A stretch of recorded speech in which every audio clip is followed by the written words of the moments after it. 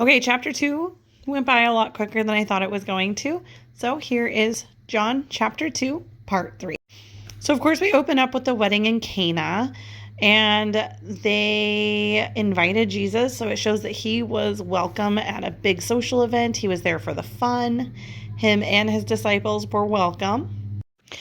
Next, his mother informs him that they have run out of wine, which would be a social faux pas in that time. And the way Jesus addresses her shows that their relationship has had to shift a little since his ministry is starting. And it wouldn't be just a thing to honor her, but he would only be doing it if it's something that would bring God glory. And I love here that Mary just instructs the servants, do whatever he tells you. And they do. And I think that is so beautiful that they follow the instructions that Jesus will later in the chapter lay out for them to fill these water pots, for them to draw some of the water out and give it to the master of ceremonies.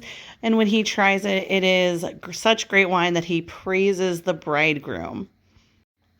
What's also interesting is by using the 6 stone water parts, which are part of the Jewish ceremonial washing, it was a direct attack on the law that the rabbis were pushing. And this is the rabbinical law. This is above and beyond what the Torah is. In fact, some of the rabbinical laws overturned some of the actual laws of Torah. So Jesus kind of attacked their man-made systems of doing things that were out of line with the Bible teachings.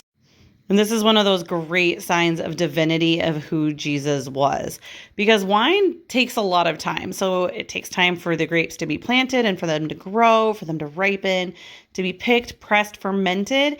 And yet in an instant, water became wine. Like, how amazing is that? Obviously, the Creator can do anything, but it's kind of mind-blowing if you ask me. And when they later go to Capernaum, this becomes the home base for his ministry there in Galilee.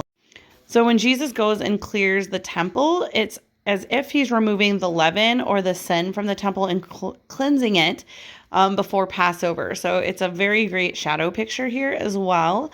And the money changers were exchanging money for the temple coins, which was for the temple tax. You had to take your coins and exchange them because you could only pay it with this one currency.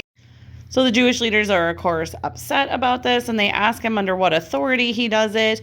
But then they go and they ask for a miracle. They ask for him to display some sign, which is, of course, where they get a little bit misguided. And then later on, it talks about how because of the miracles, many people began to believe on Jesus, but Jesus was not dependent on man's approval. So all in all, great lessons in here, and I can't wait to jump into chapter 3.